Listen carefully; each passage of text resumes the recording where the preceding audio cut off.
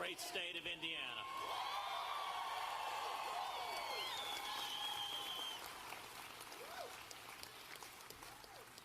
Elections are about choices. The Republican Party faces a choice today.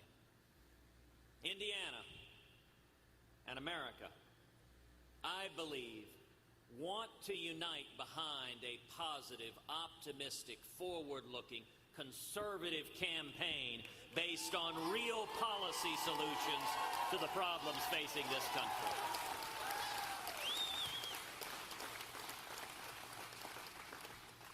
And the American people deserve a real choice in November.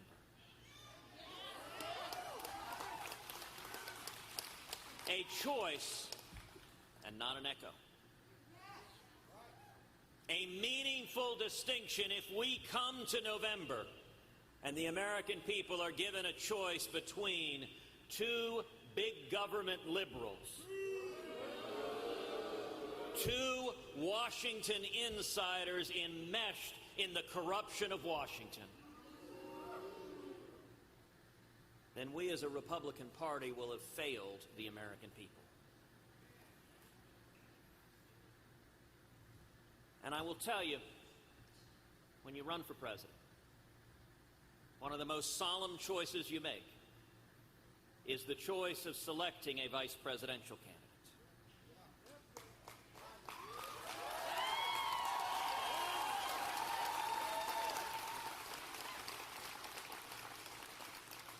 This is a choice that you are telling the American people, this is an individual who I trust.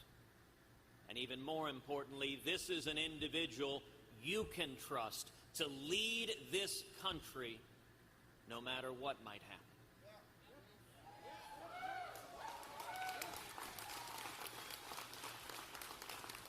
Any responsible candidate for president would have spent much time assessing possible candidates, thinking through the pros and cons, studying who these people are, praying about it, and examining the potential candidates. And you know, the characteristics that you look for in a vice president are indeed the very same characteristics you look for in a president.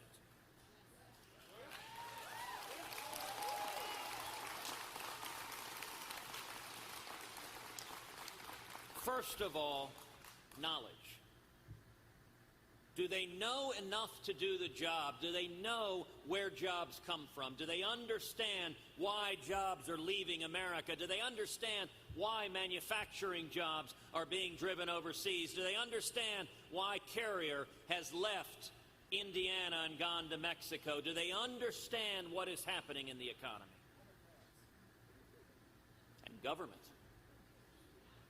Do they understand the Constitution and Bill of Rights? Are these words on a paper, or are these promises that protect our fundamental liberty?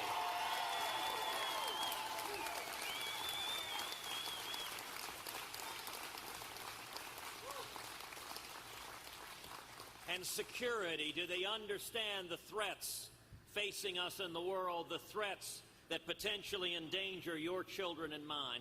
That's the first criterion you look to, is knowledge. Does this person have the experience and knowledge to do the job? Secondly, you look to judgment. Do they have the judgment and wisdom to bear the mantle of a job whose responsibilities have grayed the hair of every person ever to hold that office?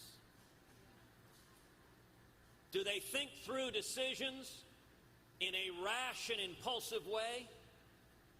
Do they pop off the handle at whatever strikes them at any given moment? Or do they think through careful, measured? Do they assemble a team around them who are smarter than they are? You know, there's an old adage in management that A's hire A's and B's hire C's.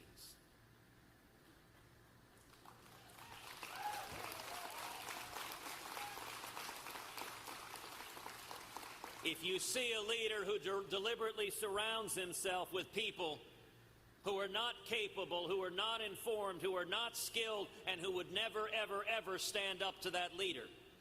It tells you that leader is not a leader, but rather someone not at all secure in who they are.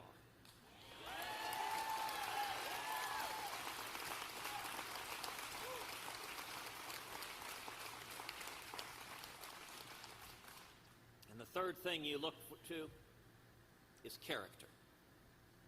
Are they honest? Do they have core principles that come from their gut? Are not a momentary dalliance, announced today to be abandoned tomorrow, but do they know who they are when they look in the mirror? Is it based on whatever the media tells them that given day, whatever the fad is that given moment, whatever is trending on Twitter? Or do they have a foundation?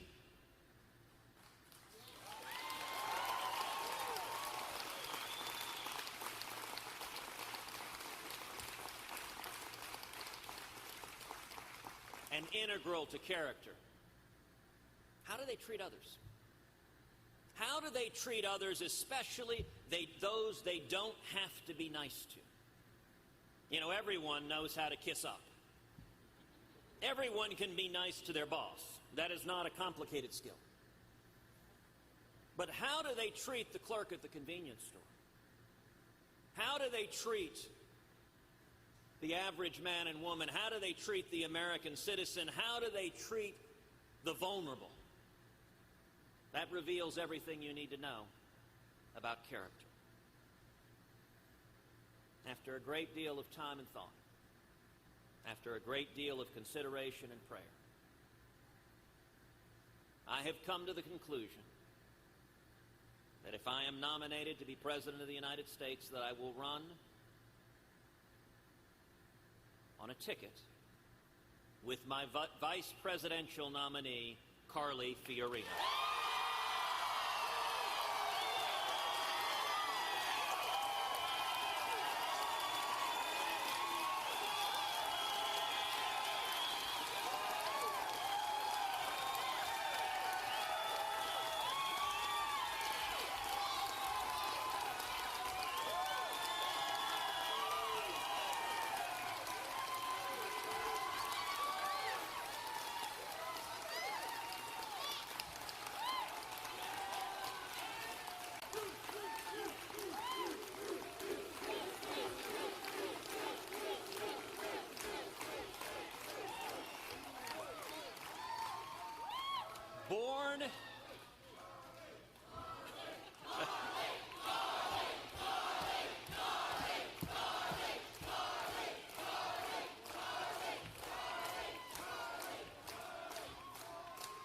Born in Texas.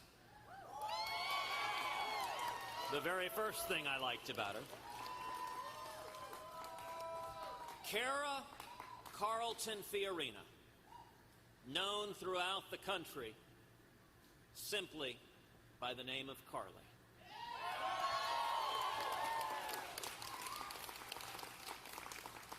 Is an extraordinary leader. She started working as a secretary at a small firm. And she climbed the corporate ladder to become the CEO of the largest technology company in the world.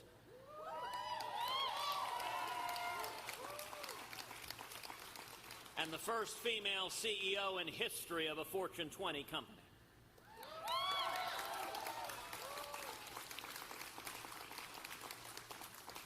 A graduate of Stanford and MIT, Carly is brilliant and capable, and yet she experienced the hard scrabble world of being a woman professional in a business world that extracts a price.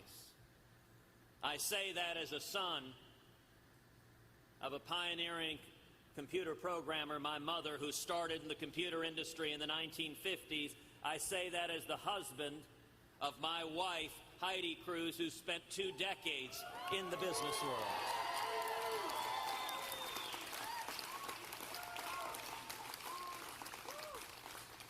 Over and over again, Carly has shattered glass ceilings.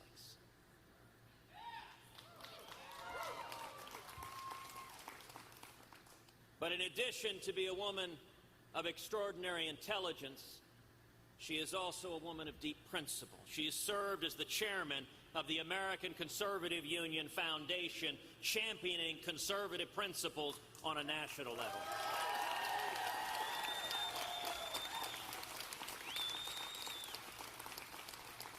She has studied the threats facing our national security, serving as chairman of the CIA's External Advisory Board. And if you look to the criteria I laid out, let's start number one with knowledge. She knows from having spent a lifetime how to produce jobs, how to expand jobs, how to raise wages.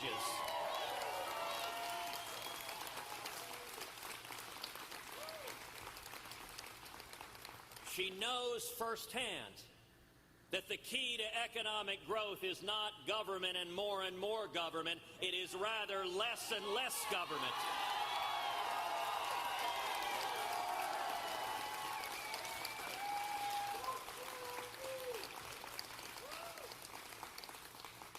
My opponent in this race, Donald Trump, like Hillary Clinton and Bernie Sanders, looks to government as the answer to every problem. Carly knows firsthand from decades in the business world, running one of the 20 largest corporations in America, where jobs come from.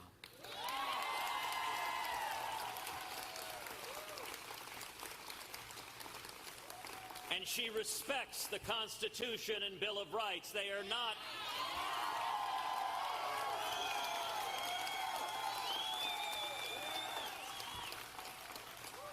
You know, if a candidate views the Bill of Rights as an occasional inconvenience, something to be talked about one day and ignored the next, if a candidate views religious liberty as something to be cast aside when it's inconvenient, if a candidate views the Second Amendment right to keep and bear arms as merely a suggestion,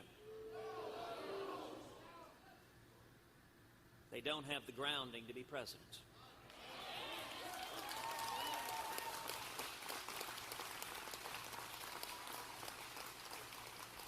Carly respects the Constitution and the Bill of Rights, and she understands the threats facing America. She understands this is a dangerous world, and in naming her as my vice presidential nominee, I am also telling you that she is someone you can be confident in if the occasion should arise to be commander-in-chief and keep this country safe.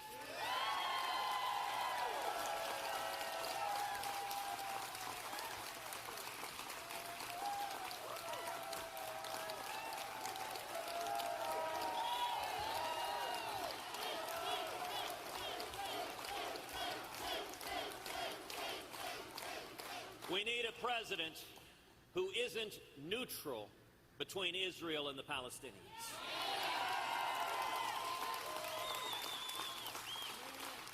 We need a president who will not keep in place this Iranian nuclear deal, but who will rip it to shreds.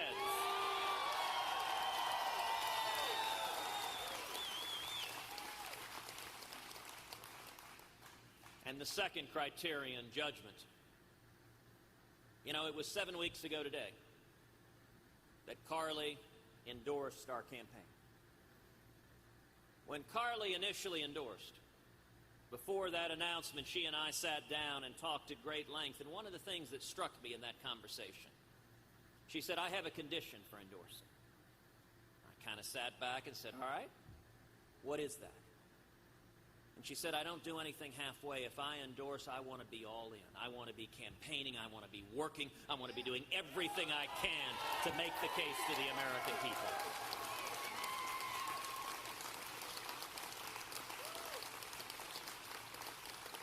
That's the kind of condition you like to hear. Her condition was, my endorsement is not just an empty rubber stamp, a one little momentary fluff in the wind. It is rather a full commitment, because Carly looked at me and said, our country is in crisis and we've got to do this together.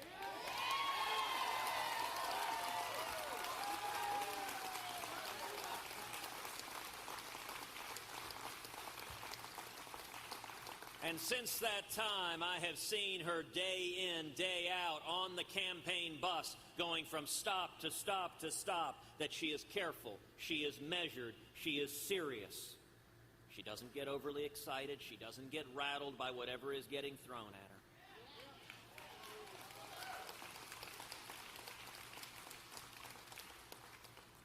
And you know, we all saw that when in one of the earliest debates, Carly confronted Donald Trump.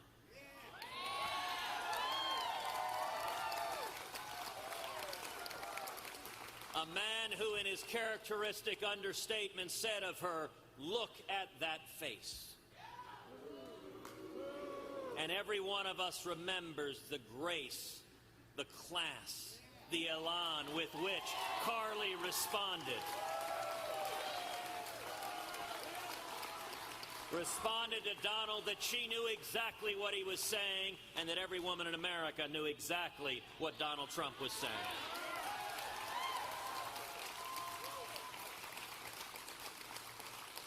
You know, one of the great principles of bullies, they feed off of fear. They feed off of people who will cower in the corner when they yell and scream and insult and holler and curse. And they don't know what to do when a strong, powerful woman stands up and says, "I am not afraid."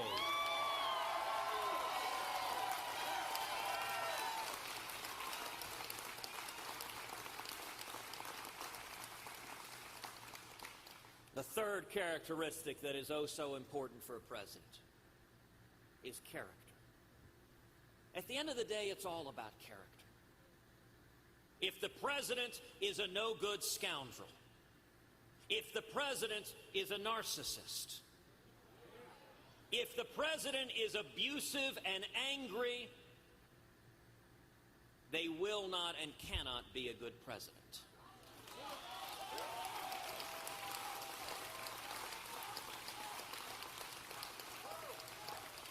And for anyone who doubts that, we need only look at the past 7 years to see what happens.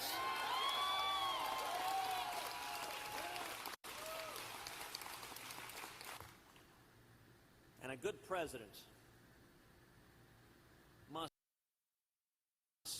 have known struggle, to understand those who are struggling. If you've always lived a life of privilege, if you've always been told you are the chosen one, that has real impacts on the job you can do as president. When Carly started as a secretary in a small firm in an environment in the business world that was not always welcoming to women, she knew and knows what it's like to struggle in the workplace each and every day.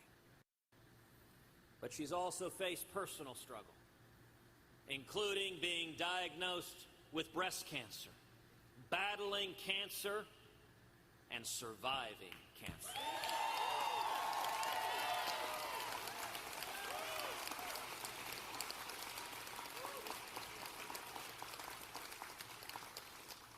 As a son who was by my mother's side when she battled breast cancer, I know firsthand how devastating that disease can be, and I know what a testament it is to her strength and grit and fortitude that she came roaring back, ready to conquer the world.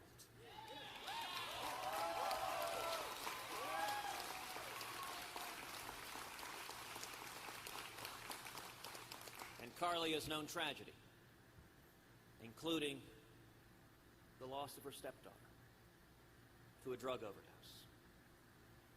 There is no pain on the face of the planet commensurate with the pain of a parent losing a child. And Carly has struggled through that, and going through those personal struggles, all of us, everyone here has faced personal struggles, but it is when you are facing the void, when you are facing the abyss, that you find your character, you find who you are, you find your faith, you find your grounding.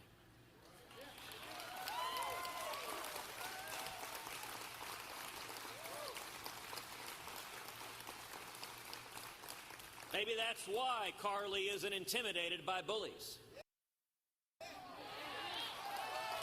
Because she's faced challenges a lot worse than someone bellowing and yelling and insulting her face.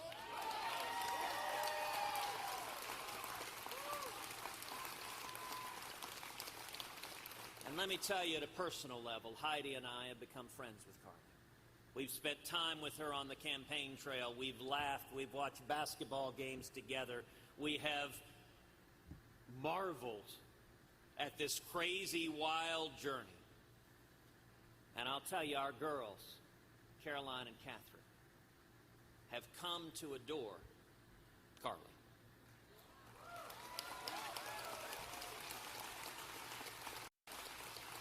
On the bus, on the campaign trail, Carly makes up songs and sings them to Caroline and Catherine. And our girls, mind you, they're 8 and 5, both regularly text Carly. And let me tell you, Carly may become the first vice president in history to have a very impressive fluency with heart and smiley face emoticons.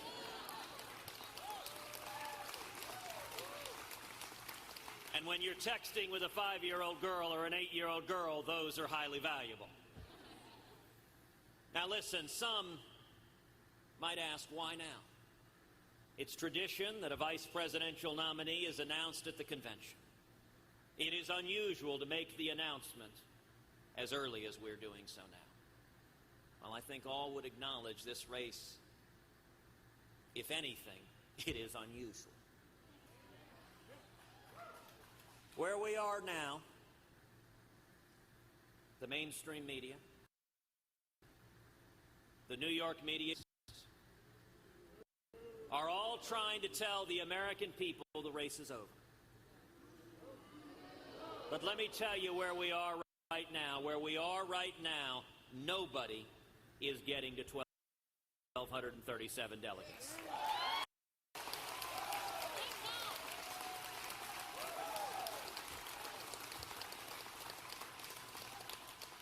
I'm not getting to 1,237 delegates, and Donald J. Trump is not getting to 1,237 delegates.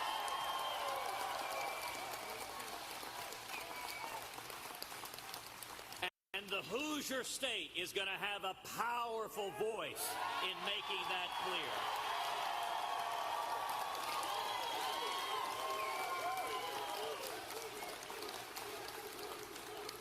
So why make this announcement now? Well, for one thing, if we are to win, number one, win the nomination, but number two, even more importantly, win the general election, we must unite.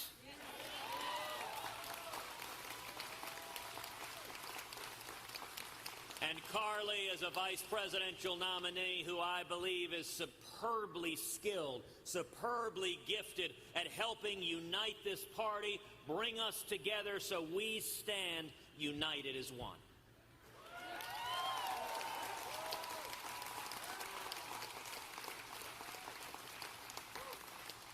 Secondly, I make this announcement today so that you, the voters in Indiana, the voters in Nebraska, the voters in South Dakota and Washington State and California and across the country, so that you will know what you will get.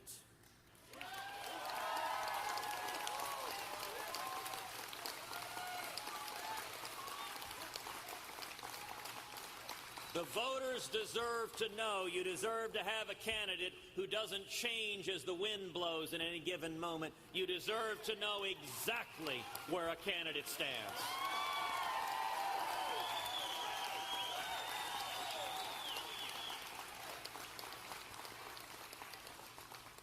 And the final reason for making the decision now is to give the American people a clear choice. Elections are about choices. You know, across this country, millions of Americans are struggling with an economy that isn't working, with the Obama-Clinton economy that is stagnant, are seeing the Bill of Rights under assault, religious liberty, the Second Amendment violated by the federal government. A Supreme Court hanging in the balance. A president who abandons our friends and allies, whether it is Great Britain or whether it is Israel. And a president who is unwilling to stand up and confront radical Islamic terrorism and defeat ISIS. Some in the media will say, wouldn't it be easier just to throw up your hands and say surrender? Donald Trump has won some of the races.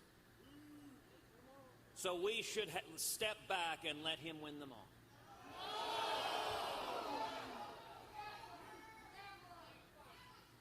If we nominate a candidate who is a big government New York liberal, who is a Washington insider,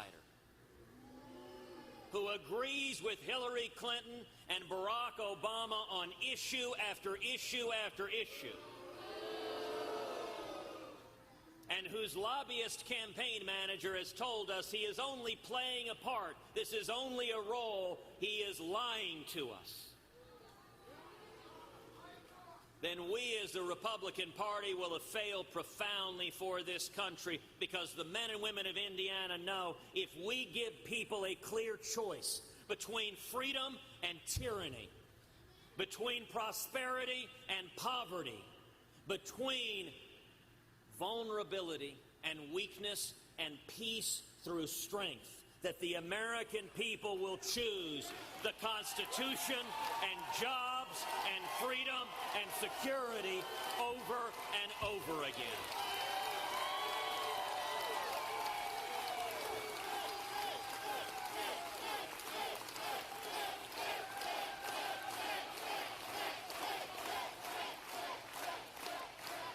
The difference between Carly and me on the one side and Donald Trump and Hillary Clinton on the other side could not be starker.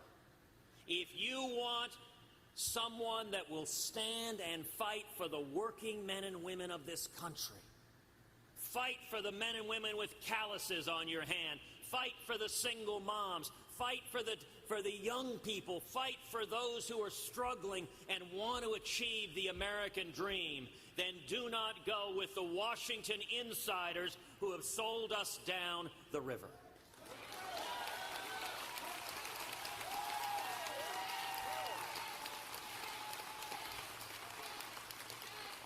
This ticket is about the future.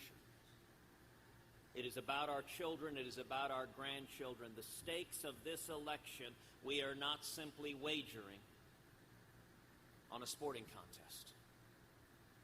We are involved in a fight that every one of us is privileged to be here, to be fighting to save the greatest country in the history of the world, to make sure that the next generation has every bit as much freedom and opportunity as each of us was blessed to have.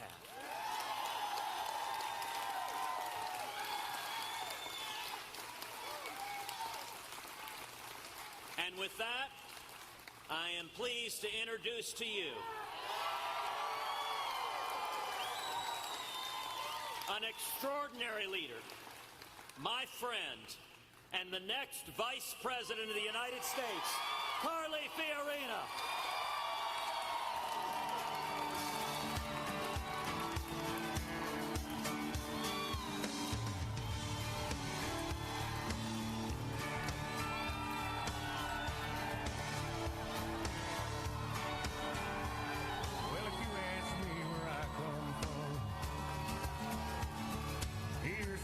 Tell everyone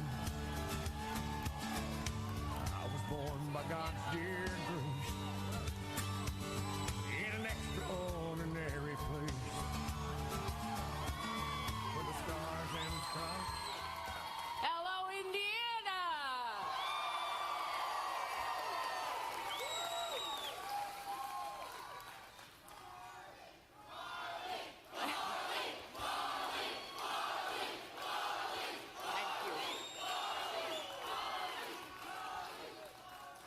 Today, I'm very proud and very humbled and honored to announce that I have accepted Senator Ted Cruz's offer to be his vice president for the Republican nomination.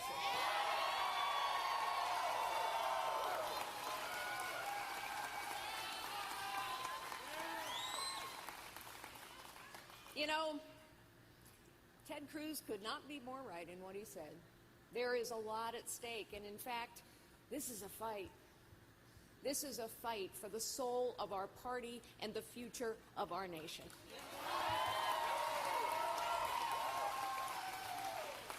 Now, there are some who would say, a lot of people in the media would say, well, why have the fight? Just lay down. Let's let it be over here. You know what? I've had tough fights all my life. Tough fights don't worry me a bit. What matters is the fight worth having? And this is a fight worth having. This is a fight worth winning. And with your help, we will win this fight.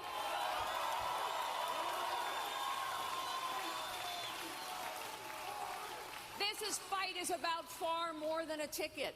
This fight is about far more than Ted Cruz and Carly Fiorina. This is a fight for all of us. For our party, for our future, for our children's future. You know, last night it was pretty clear. Everybody in the media, the establishment, the elites, they all said, well, it's over. I mean, it's over. Donald Trump won. But it isn't over. It isn't over because you and people all across the great Hoosier state, people all across this nation know that Donald Trump and Hillary Clinton both will be disastrous for this nation.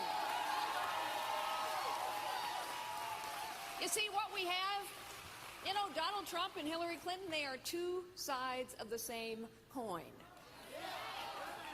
They're both liberal, we know that. But, you know, Hillary Clinton, like so many politicians, Hillary Clinton has made her millions selling access and influence from inside the system. And Donald Trump has made his billions buying people like Hillary Clinton. They are not going to challenge the system that has sold us all down the river. They're not going to challenge the elites. They're not going to challenge the crony capitalists. They're not going to challenge the Washington insiders. They're not going to challenge the lobbyists. My gosh, their campaign is filled with them. No, they're not going to challenge the system. They are the system.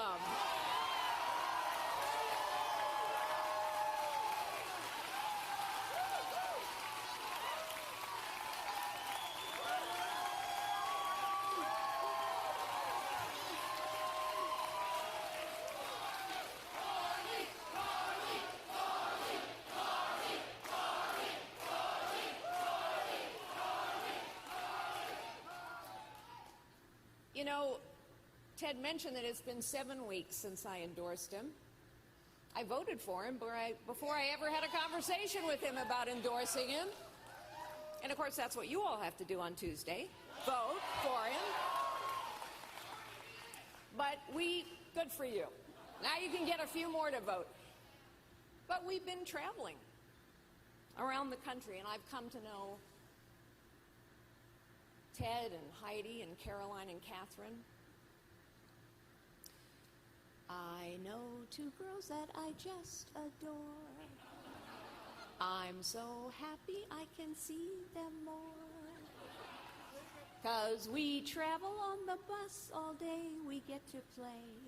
We get to play. I won't bore you with any more of the song.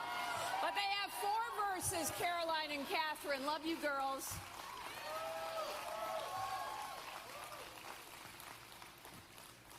Here's what I have come to know about this man who must be the next president of the United States.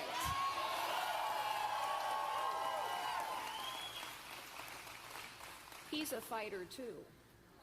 He's been in lots of fights. He has fought for our religious liberty. He has fought for our right to bear arms. He has fought over and over in front of the Supreme Court so many times, and he's won all those fights. You know, there are people who say, well, you know, he's made some enemies. Listen, as someone who's challenged the status quo all of my life, that's what I've done. That's how you get from secretary to CEO. You challenge the status quo.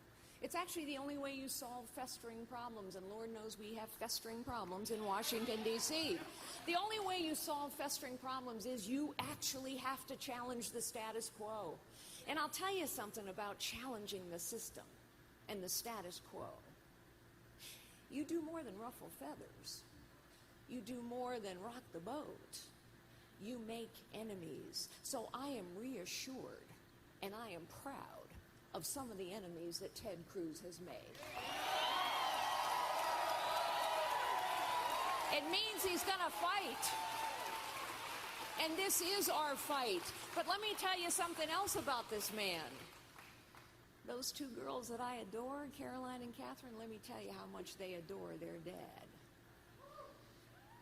I have watched Ted and Heidi. They are partners. They are a couple that rely on one another, just as my husband Frank of over 30 years and I rely on each other through good times and in bad. Ted is a lot of fun. Yes, let's face it, he's really brilliant. He's a constitutional attorney, for heaven's sakes, but he's a lot of fun. In fact, he mentioned watching a basketball game. You know, we were on the bus, and we were watching the Final Four. We were watching the very last game, Villanova in North Carolina. And here we are in the final, if you remember that name, that game. You're in basketball state, right? Yeah. Right, you remember that game. So here we are, Hoosiers. Anyway, it's 4.38 seconds to go in the game. And without knowing what the exciting finish would be, here's Ted Cruz putting money on the game. Everybody's got the money falling on the table.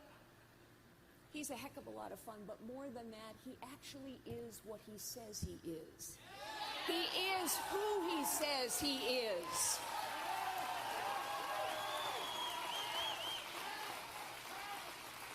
You know, Ted mentioned that second debate. And one of the things that I got asked in that debate was, and I've been asked almost every day since, well, will you support Donald Trump if he's the nominee? And I said then, when I said the week he announced his candidacy, he doesn't represent me and he does not represent my party.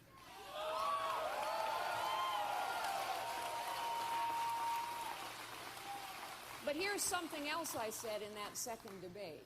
I said, you know, there's an old saying, tough times build character. That's not true. Tough times reveal character. Character is revealed over time and under pressure. Character is revealed in the pattern of someone's life, not in what they choose to say behind a podium. And I can tell you that the character of Ted Cruz has been revealed over time and under pressure and in the pattern of his life.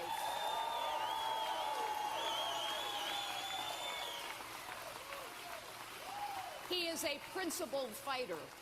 He is a man of character and conviction, and he understands the importance of the Constitution to the future of this nation. Now, I have to take a moment and explain why the Constitution even matters. Because, you know, there's some people who would say, well, it's a dusty relic. It was written so long ago. Let me tell you why it matters. But to tell you why it matters, I need to go back and tell you a little bit about myself. When I was a little girl, just 8 years old, I was in Sunday school one morning. My mother was my Sunday school teacher that year. And she looked at me and the rest of her class and she said, what you are is God's gift to you. What you make of yourself is your gift to God.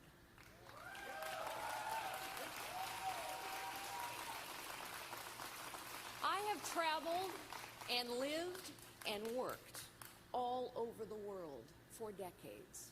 I have seen people in every possible corner of the globe and in every conceivable circumstance. And I can tell you that indeed, each of us, all of us, are gifted by God. Each of us and all of us have the capacity and the desire to live lives of dignity and purpose and meaning. And we know, and it has always been true, that work done well brings us dignity, and family brings us purpose, and faith gives meaning to our lives. And that is true all over the world. And when people do not have the opportunity to work, they lose dignity. And when families are afraid, purpose becomes uncertain. And when people are disconnected from their faith, then they lose meaning in their lives. And so if everyone is gifted by God, if everyone has the desire and the capacity to live a life of dignity and purpose and meaning, we must ask ourselves now as Americans, when we face so much in this fight, we must ask ourselves, why is it that more things have been more possible for more people from more places here than anywhere else on earth? Because knowing the answer to that question is what will save the future of this nation.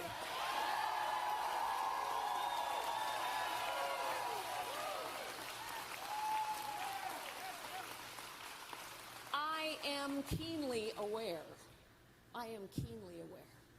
that it is only in this nation that a young woman can start out the way I did, typing, filing, answering the phones for a 9-person real estate firm. One day, go on and become the chief executive of what we turned into the largest technology company in the world, run for the President of the United States, and run now for the Vice Presidency of the United States.